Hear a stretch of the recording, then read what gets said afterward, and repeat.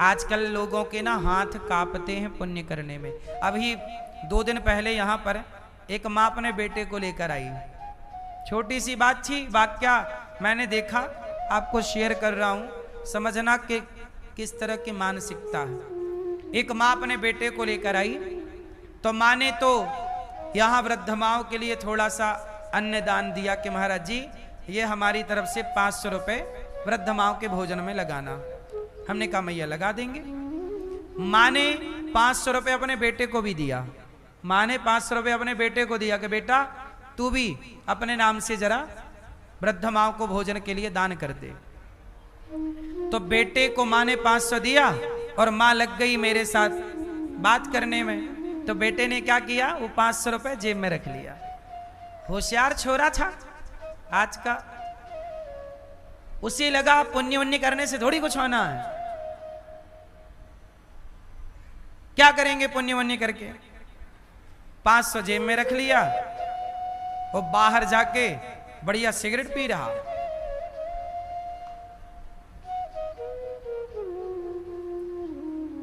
Cigarette पीने में, cigarette में पैसा खर्च करने में उसे आपत्ति नहीं है, दारू में पैसा खर्च करने में आपत्ति नहीं है, लेकिन किसी को 2 रोटी देने में हाथ थर थर थर थर थर थर, यही तो पाप है साहब। सच कहूं, यदि तुम्हारे भीतर पाप बैठा है तो वो पाप तुम्हारे भीतर का तुम्हें पुण्य करने से रोकेगा। मत कर पुण्य, मत कर पुण्य, मत कर मत कर मत कर, क्योंकि तुम्हारे पुण्य से उस पाप को निकलना पड़ेगा। पाप आपके इतने प्रबल हो चुके हैं कि वो आपको पुण्य करने नहीं देते।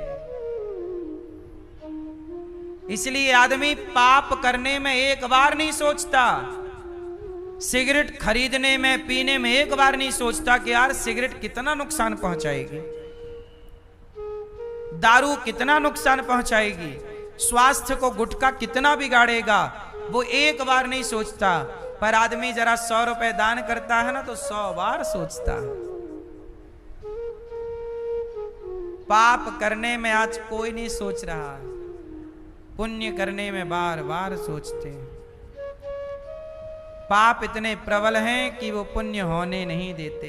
आज के कलिकाल में कोई पुण्य कर रहा है तो समझ लो उस पर भगवान की खुली कृपा है, दोनों हाथों की कृपा है।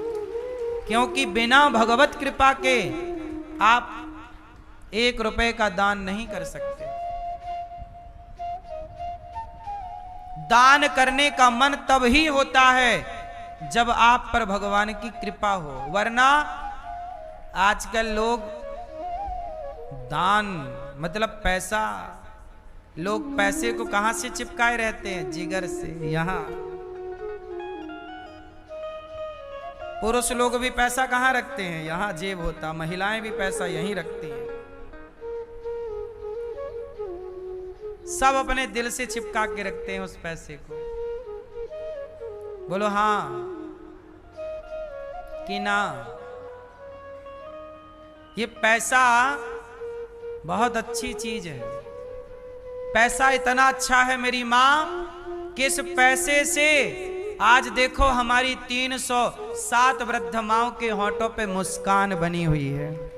उनको पेट भर भोजन मिल रहा है पैसे से, उन माओं को रहने की व्यवस्थाएं मिल रही हैं। पैसा ना होता तो वहां यहां पर गौरी गोपाल में वृद्ध माओं की सेवा कैसे होती। आप सेवा, आप पुण्य करना चाहते हैं तो पुण्य करने के लिए भी पैसा चाहिए, और आप पाप करना चाहते हैं तो पाप के लिए भी पैसा चाहिए। पैसे का दोनों तरफ उपयोग है। पैसे से पुण्य भी होता है और पैसे से, बोलो, पैसे से क्या होता है, पुण्य भी। पैसे से आप किसी को भोजन, भाई पैसा होगा तब ना आप किसी भूखे को रोटी खवाओगे, तो भोजन कराओगे तो पैसा चाहिए, तो पैसे से पुण्य होगा और पैसे से पाप होगा। पैसा है तो आप किसी नाचने वाली नचनियों को बुलाओ, फिर अपने मुंह पे नोट दबाओ 500 का, फिर कहो ले ले, वो लेती है। ये चल रहा है जमाने में। बड़े बड़े पैसे वाले क्या कर रहे हैं, नचनियाओं को बुला रहे हैं, उसके संग भांगड़ा कर रहे हैं, मुंह पे 500 का नोट फंसा रहे हैं, तो बोले ले ले, तो वो भी अपने मुंह से निकाल रही है। बोलो हाँ। ये गलत है कि सही है? तो पैसे का अब बताओ, ये पाप हो रहा कि पुण्य? साहब, पैसे से नचनिया भी आती है और पैसे से रोटी भी आती है। ये तो आपके संस्कारों पर निर्भर करता है कि आप उस पैसे से क्या चाहते हैं। बात सही है?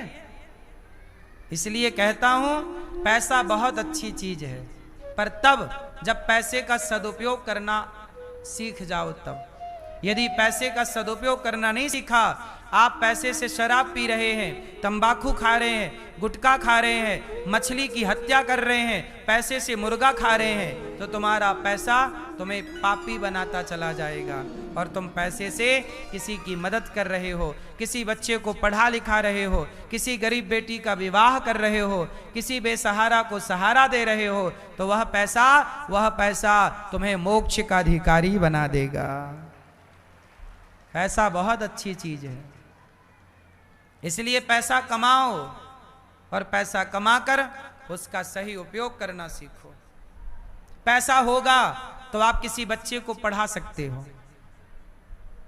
बोलो हाँ।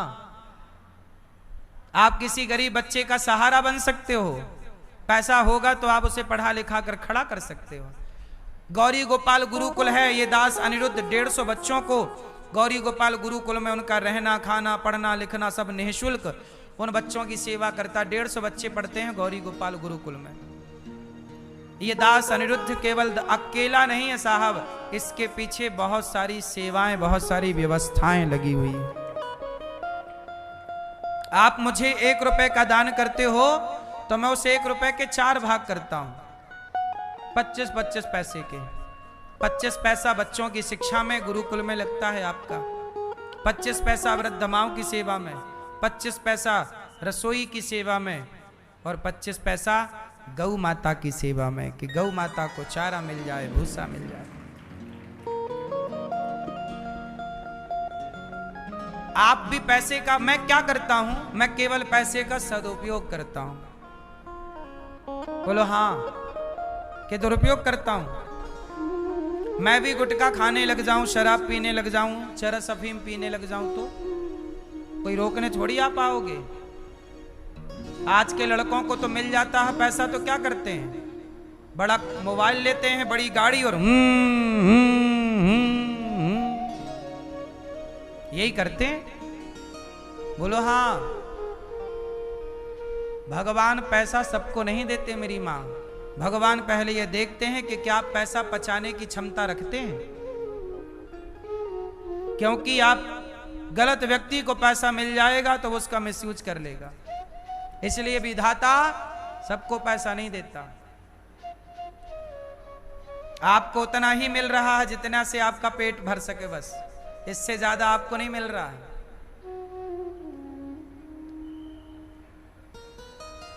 क्यों?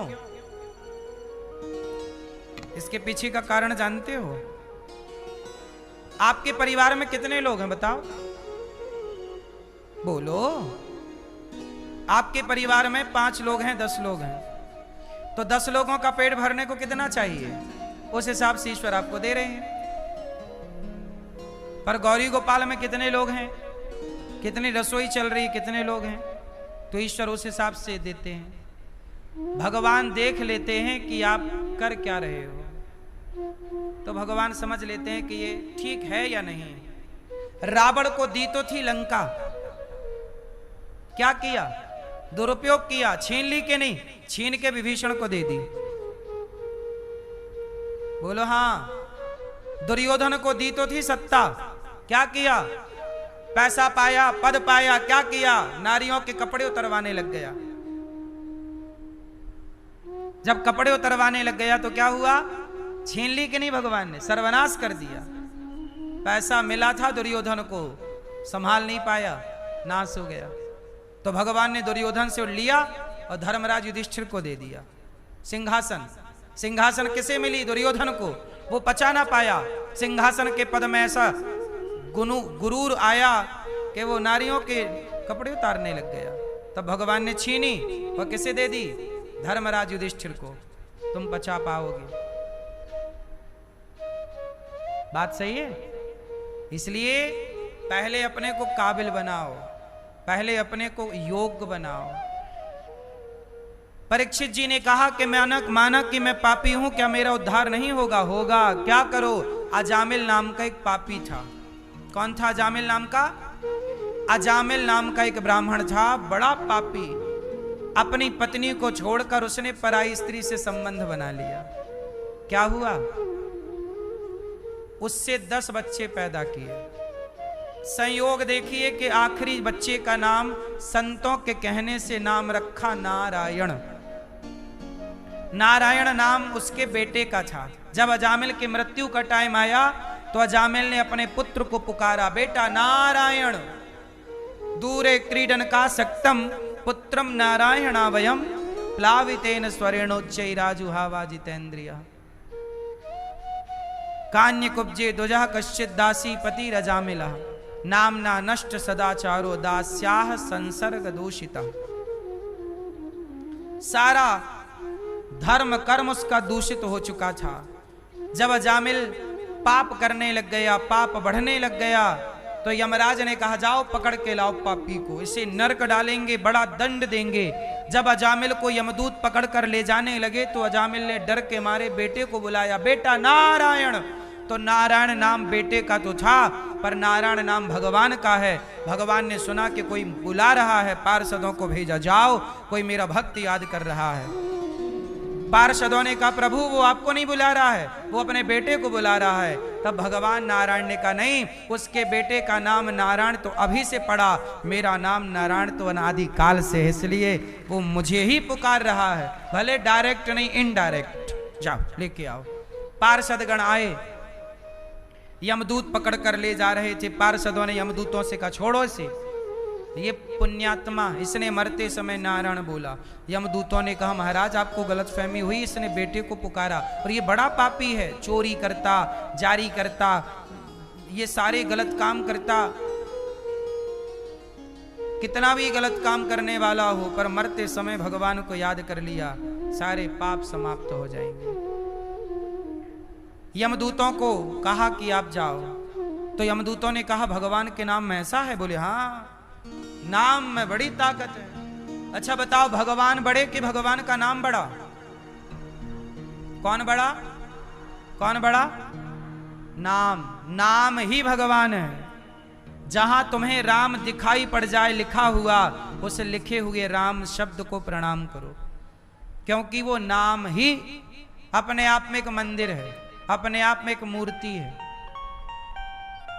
नाम की पूजा करो, नाम की आराधना करो, नाम से प्रीति करो। नाम में ही भगवान रहते हैं। हाँ या ना? जब राम चले गए तो हनुमान जी राम राम ही तो जपते रहे।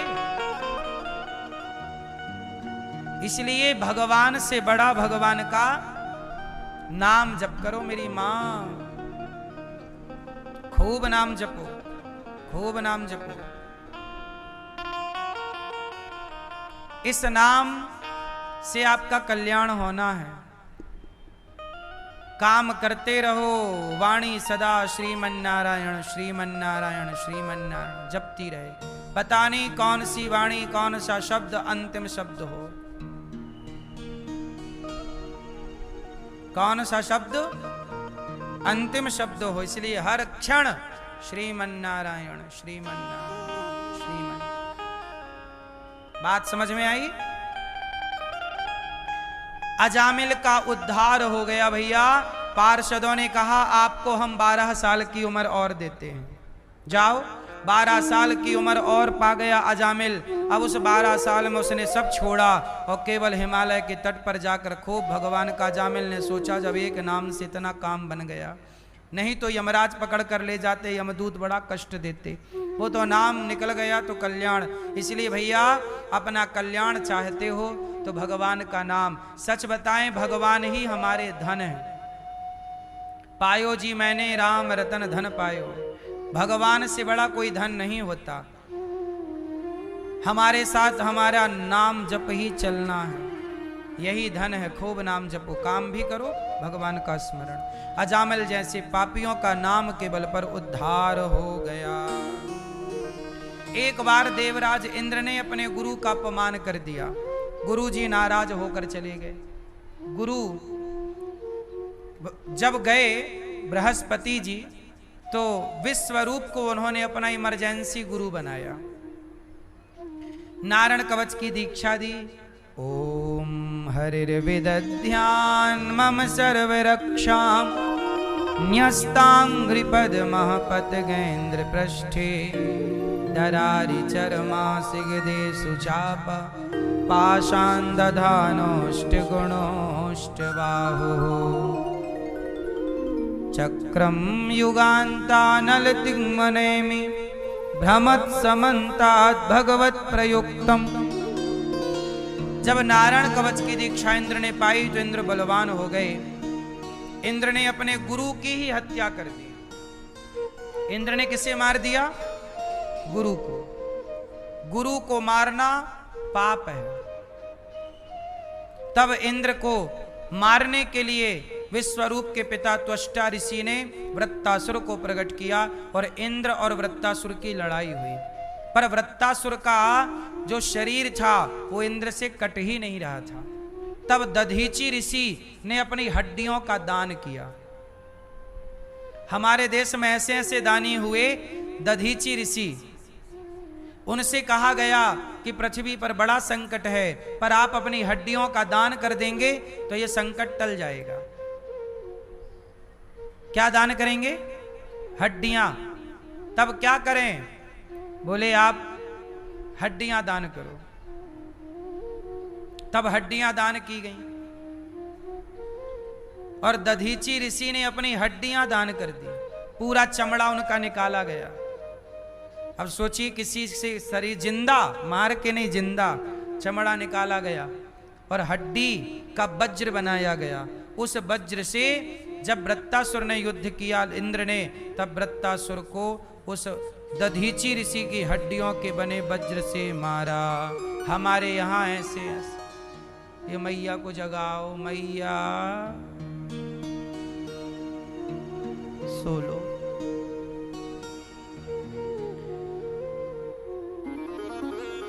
दधीचि ऋषि ने किसका दान किया? बोलो, हड्डियों का। इसलिए हड्डी, लोग इतने बड़े बड़े दानी के हड्डी तक दान।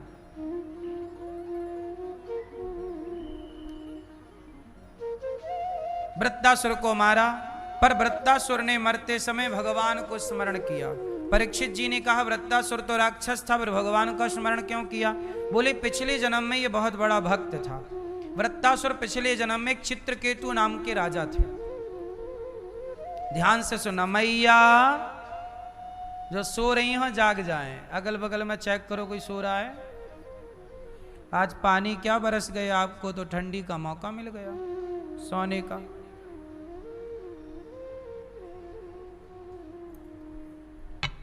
सुनो, चित्रकेतु नाम के एक राजा थे। उनकी बहुत सारी पत्नियां थी। पत्नियां बहुत होने पर भी दुर्भाग्य से पुत्र था नहीं। बेटे के लिए रोए। संत जी ने कृपा की, कहा पत्नी को ये फल खिला दो, बेटा होगा, पर वो बेटा तुम्हें सुख भी देगा और दुख भी देगा। ठीक है। राजा चित्रकेतु को एक बेटा, उनकी पत्नी कृतद्युति को एक बेटा हुआ। उस बेटे का जब 5 वर्ष की उसकी उम्र हुई, 5 साल तक तो बहुत सुख दिया उसने अपने माँ बाप को। 5 साल का हुआ तो राजा की एक पत्नी को बेटा हुआ, पर राजा की रानियां बहुत सारी थीं। उन रानियों के अंदर सौतिया डाह हो गया कि मुझे बेटा हुआ नहीं, राजा मुझे प्यार करते नहीं। उन रानियों ने उस बच्चे को मिल करके मार डाला, जहर दे दिया। आजकल लोग दुखी क्यों हैं? दूसरे के सुख से दुखी हैं कि ये सुखी क्यों चल रहा। अपने दुख से दुखी नहीं हैं लोग, दूसरे के सुख से दुखी हैं। उन रानियों को लगा कि ये बहुत खुश क्यों रहती है, चलो इसे दुखी करते हैं, इसके बच्चे को मार डालते हैं। उन रानियों ने बच्चे को मार डाला।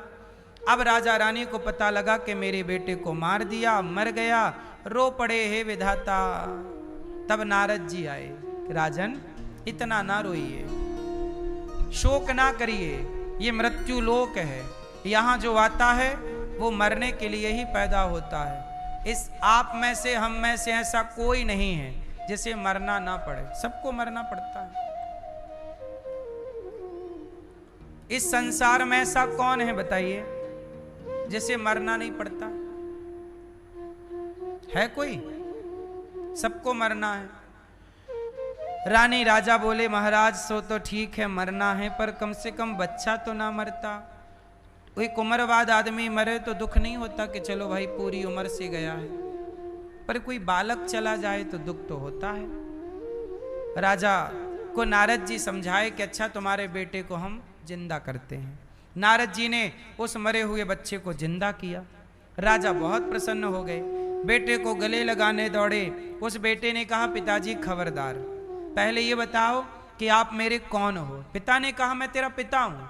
उस बच्चे ने कहा, पिताजी मेरे कई बार जन्म हो चुके हैं। किस जन्म के आप मेरे पिता हो? पिछले जन्म में मैं भिखारी था, आपके घर भीख मांगने आया था, तो आपने मुझे गेहूं का आटा दिया था, मैंने 5 रोटियां बनाई थी और आपकी 5 रोटियां खाई पिछले जन्म में, तो आपका 5 रोटियों का हिसाब चुकाने के लिए आपका बेटा बनकर मैं इस जन्म में आया और 5 वर्ष तक मैं आपका बेटा बन के 5 रोटियों का हिसाब चुकाता रहा। और आपने जो मुझे आटा दिया तो साथ में गाय का गोबर सूखा हुआ ओपले भी दिए, उनमें चींटियां बहुत सारी थी। शाम का टाइम था, मैंने आग लगाई, सारी चींटियां जल गईं। वही चींटियां आपकी ये पत्नियां बनकर आई हैं ढेर सारी। मैंने आग में जलाकर चींटियां मार दी थी, तो उन्होंने मुझे इस जन्म में जहर दे करके मार दिया। वो तो 5 रोटियां भगवान को भोग लगाकर खाई थी, तो एक जन्म में ही सबका लेन देन चुक गया, अब मैं मुक्त हो गया। सच बताएं, इस संसार में हम ना अपना हिसाब पूरा करने आए हैं। हमारा हिसाब हमारी पत्नी से था, हमारा हिसाब हमारे पिता से था, पुत्र से था, आपसे था। हम जो हिसाब बाकी था वो चुका रहे हैं।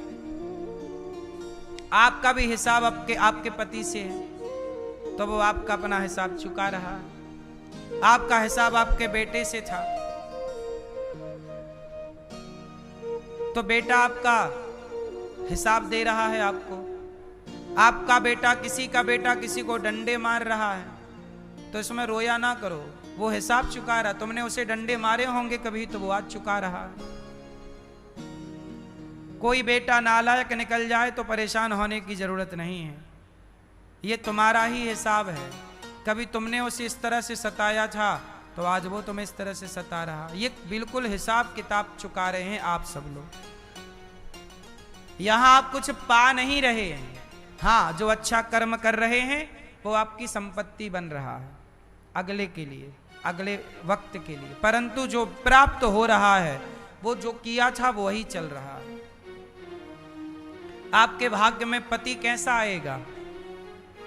जैसे आपके कर्म होंगे, उस कर्म ही पति के रूप में मिले। किसी का पति बहुत अच्छा होता है, बहुत सुख देता है, किसी का पति बहुत दुख देता है। क्या है ये? कर्म दंड है। तुमने अच्छे कर्म किए थे, पति अच्छा मिला, बुरे कर्म किए थे, पति बुरा मिला, पुत्र बुरा मिला, भला मिला। सब कर्मों का फल है। को न काहू को सुख दुख कर दाता, निज कृत कर्म भोग सब भ्राता। क्यों मैया, सही है गलत है? इसलिए तुम्हारी बहू बहुत अच्छी है तो ये तुम्हारे अच्छे कर्मों का फल है। तुम्हारी बहू बहुत बुरी है तो दोष बहू का नहीं है। तुम्हारे कर्म बुरे थे तो बुरी बहू मिली, ये हम नहीं कह रहे। न देना दोष किस्मत को,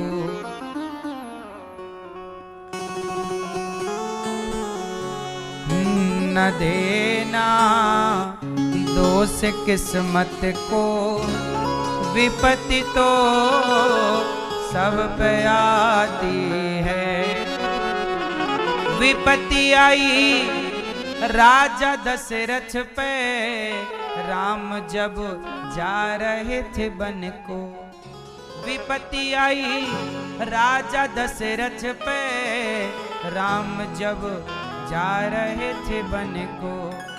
न देना दोष कैकेयी को, विपत्ति तो सब पे आती है।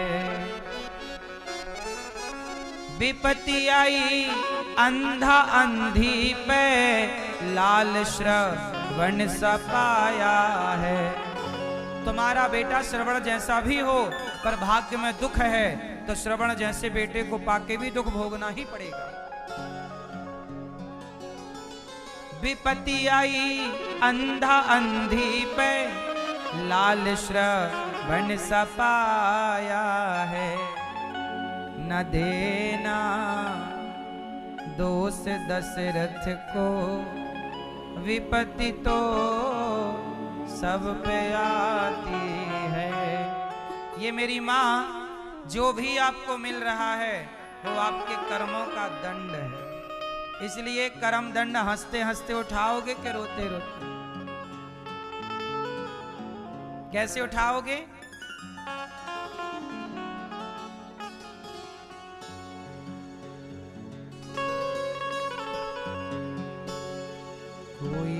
कोई धनवान है,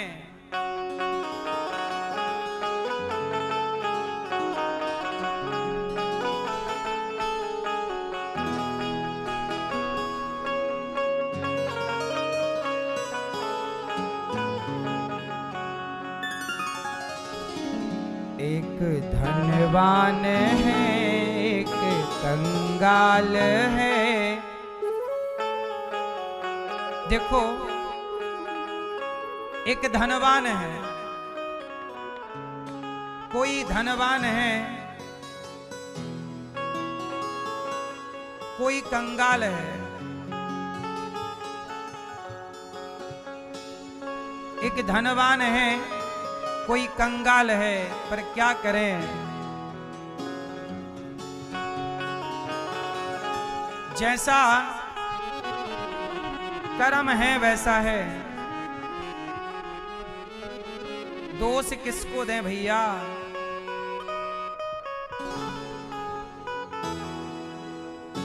एक धनवान है एक कंगाल है।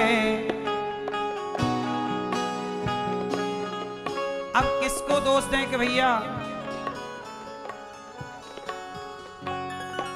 हम किसी को दोष ना दें, यही अच्छा है। हम कभी ये ना कहें कि तुम्हारे कारण हमें दुख मिला। लिखा जो है वो तो भोगना ही पड़ेगा, उसे कोई मिटा नहीं सकता, उसे कोई रोक नहीं सकता।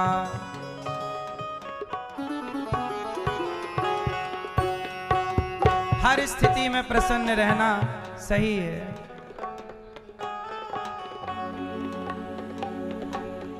कोई धनवान है कोई कंगाल है, देखो दुनिया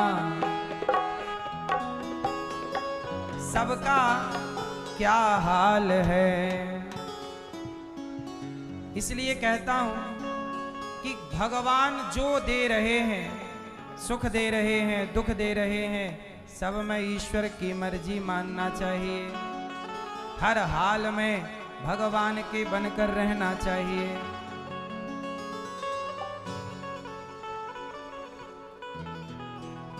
एक धनवान है एक कंगाल है, क्या बताएं अपनी करनी के फल सब पाए।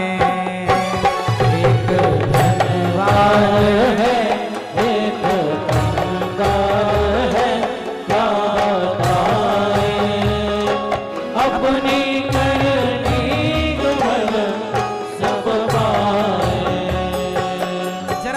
सुनिए। एक धनवान है एक कंगाल है क्या बताएं, अपनी करनी के फल सब पाए।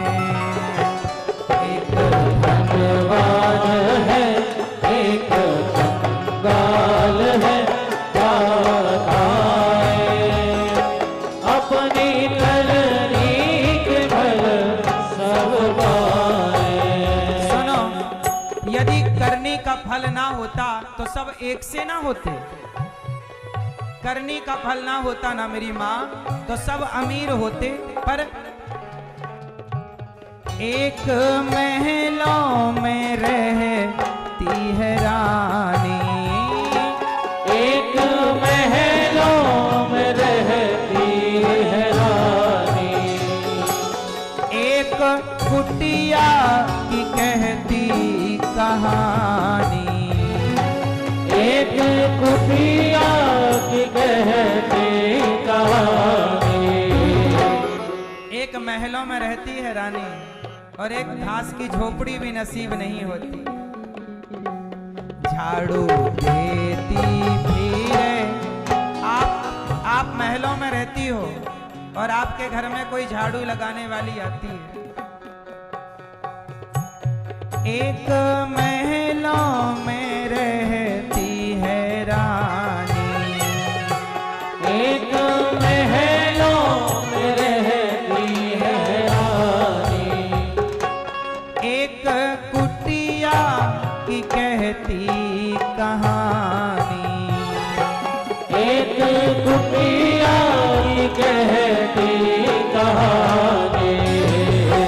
झाड़ू देती फिरे आंसू पोंछत फिरे क्या बताएं, अपनी करनी के फल सब पाए। आंसू फिरे आंसू पोंछत फिरे क्या बताएं, अपनी करनी के फल सब पाए।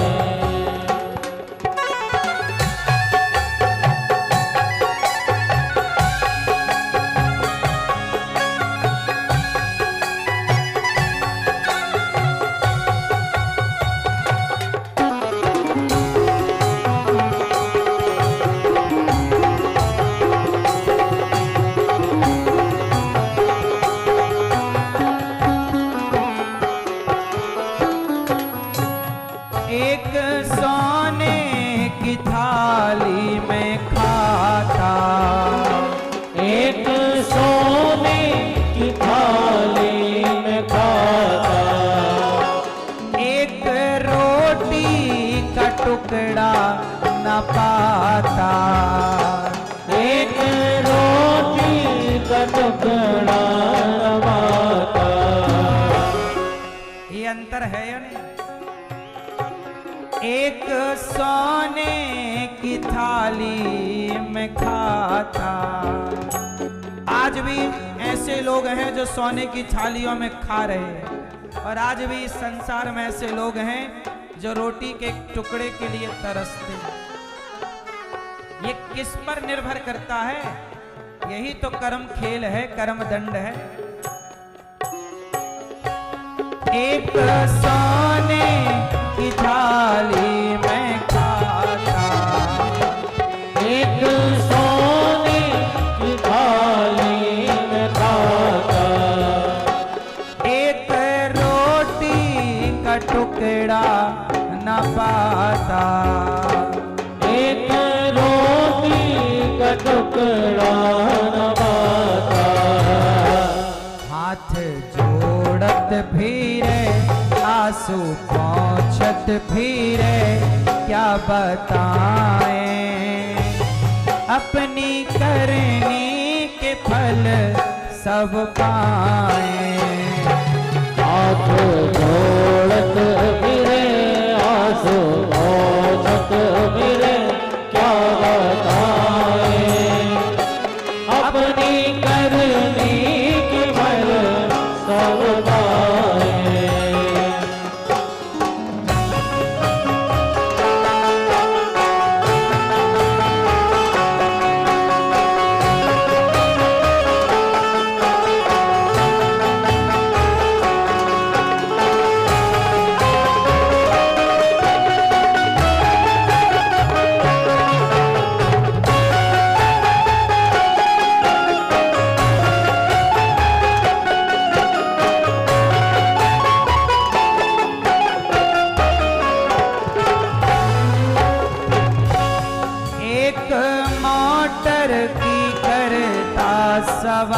सवारी।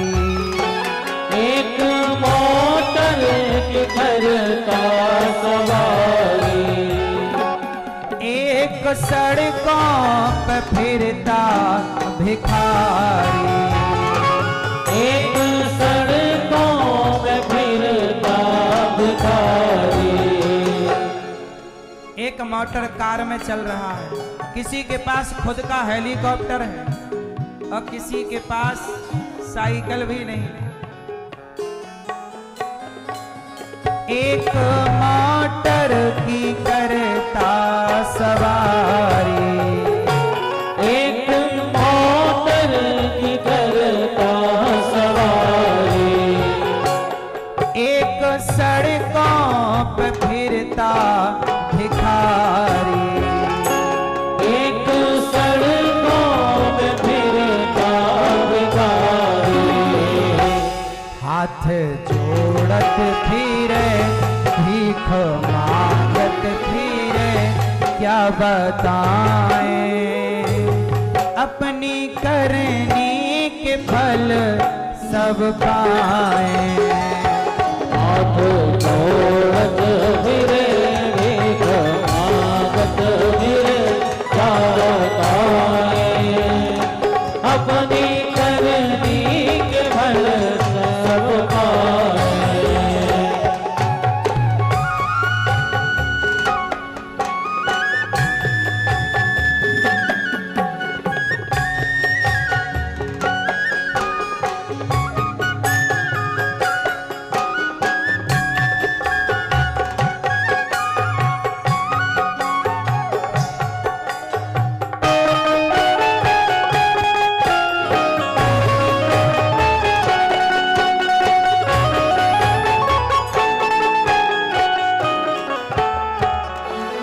एक फूलों की सेज पे सोता।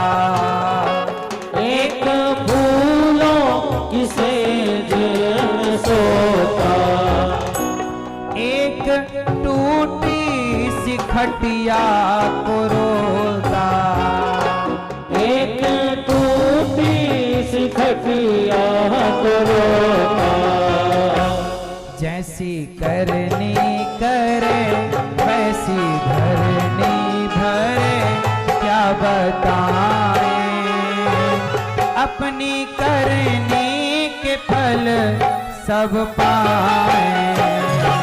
वैसी करनी करे वैसी करनी भरे, क्या बताएं अपनी करनी के फल सब पाए। एक धनवान है, एक कंगाल है, क्या बताएं अपनी करनी के फल सब पाए। एक धनवान है, एक कंगाल है, क्या बताएं अपनी करनी के फल सब पाए। अपनी करनी के फल सब पाए। अपनी करनी के फल सब पाए। यही है सत्य। जैसी करनी करें वैसी भरनी भरे, क्या बताएं अपने कर्मों का फल सब पाएं। ये कर्म भूमि है।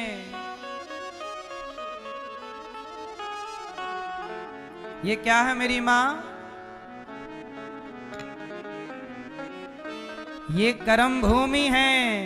इतना अरमा ना कर, तेरे जैसे हजारों दफन हो गए। है ना? ये कर्म भूमि है। ये कर्म भूमि है। इतना अरमा ना कर, तेरे जैसे हजारों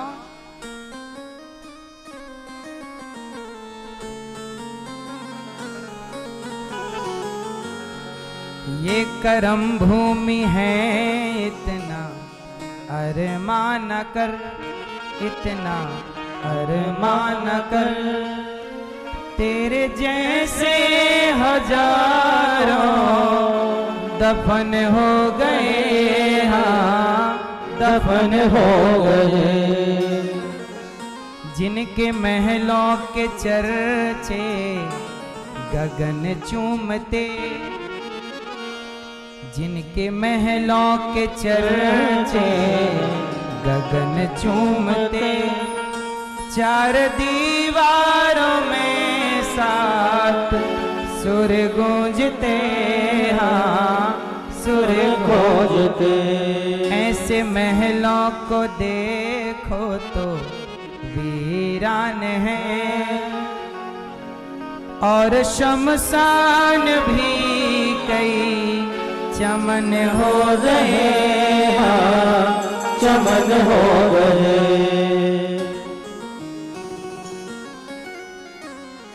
कहना मानो हमारा भरम छोड़ दो, कहना मानो हमारा भरम छोड़ दो, आओ हरि की शरण में सभी छोड़ कर, हाँ सभी छोड़ कर। जिनने कीन्ही तपस्या वो पाए हरि, जिनने कीन्ही तपस्या वो पाए हरि, और अनिरुद्ध के मोहन मदन हो गए, हाँ मदन हो गए। ये करम भूमि है इतना अरमान कर, इतना अरमान कर, तेरे जैसे हजारों दफन हो गए, हाँ दफन हो गए। कुल मिला के खेल मेरी माँ अपने अपने कर्मों का है, इसलिए बेहतर कर्म करो, और जो है वो बस कर्म दंड है। किसी का दोष ना दो कि तुम्हारे कारण हमें दुख मिला, तुम्हारे कारण ऐसा हुआ नहीं। जो हुआ है वो सब विधाता की मर्जी है, यही होना है। अजामिल जैसे पापी का उद्धार हुआ, पुत्र के उपदेश से चित्रकेतु का कल्याण हुआ और भगवान के चिंतन में लग गए। उन्हीं चित्रकेतु को बाद में वृत्तासुर बनना पड़ा, इंद्र के हाथों उद्धार हुआ। भगवान के एक परम भक्त हैं प्रहलाद जी। प्रहलाद जी भगवान के